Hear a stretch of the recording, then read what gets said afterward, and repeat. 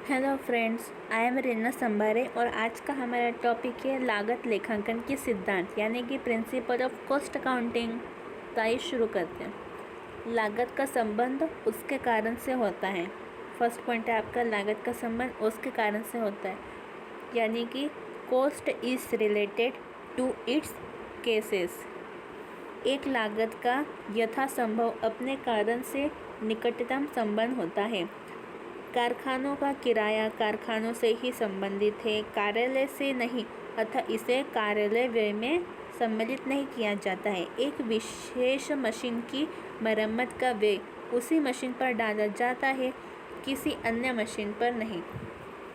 तथा इसी प्रकार एक फोरमैन का वेतन किसी एक उत्पादन इकाई पर नहीं डाला जाता है, बल्कि उन सभी इकाइयों पर डाला जाता है जो उसकी देखरेख में निर्मित की गई हो, अतः लागत का संबंध अपने कारणों से होता है। सेकंड पॉइंट है आपका, व्यय कर चुकने के पश्चात ही व्यय राशि लागत का अंग बनाती है, यानी कि cost is charged after it is incurred. व्यय कर चुकने का अर्थ वास्तविक रूप में किए गए व्यय अथवा सैद्धांतिक रूप में किए जाने वाले व्यय से है।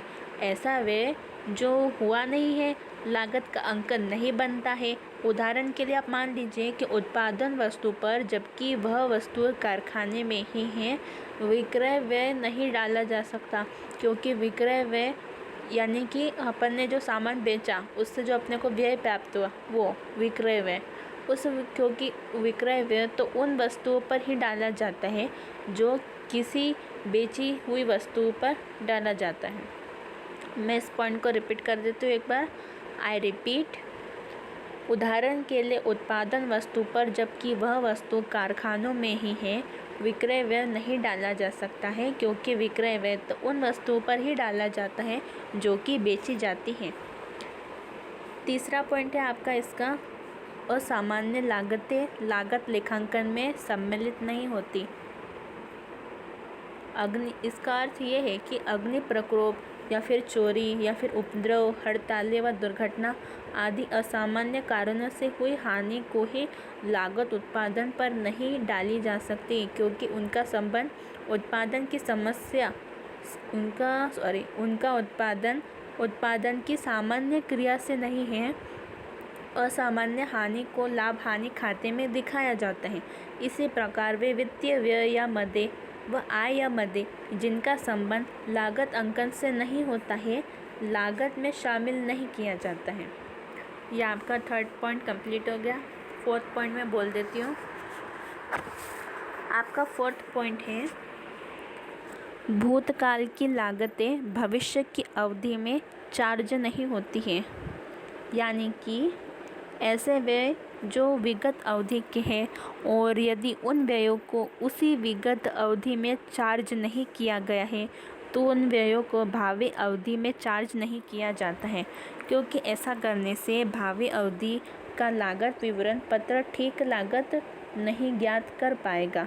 यदि विगत लागत का लाभ भविष्य में भी प्राप्त होता है तो वह विगत लागत नहीं है।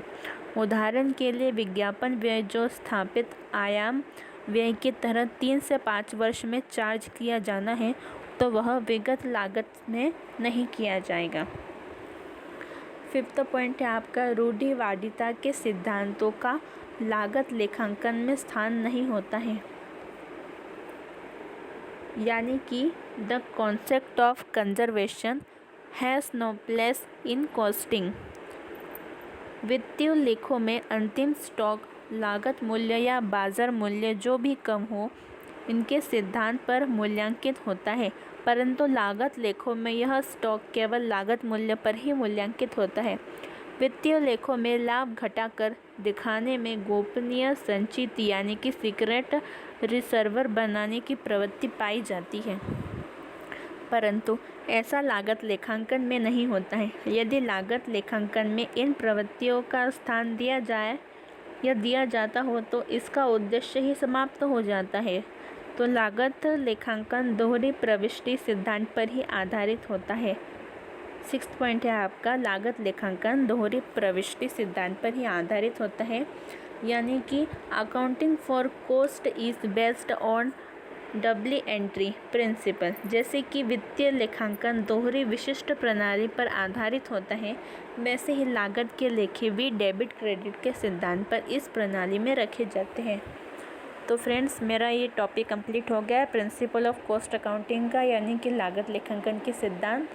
मेरा नेक्स्ट टॉपिक आप देखिए इसके सेकंड पार्ट में, इसके नेक्स्ट वीडियो में। और आप मेरे चैनल को सब्सक्राइब कीजिए, लाइक करिए, शेयर करिए, कमेंट करिए और बेल आइकन पर क्लिक करिए।